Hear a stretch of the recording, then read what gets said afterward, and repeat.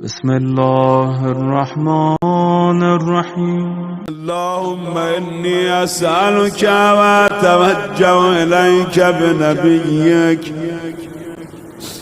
نبي الرحمة محمد صلى الله عليه وآله يا أبا القاسم يا رسول الله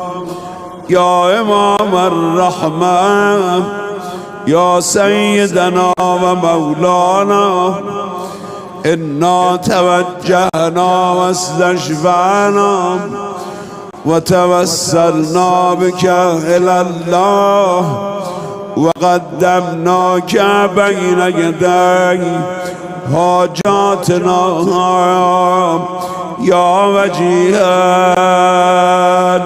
عند الله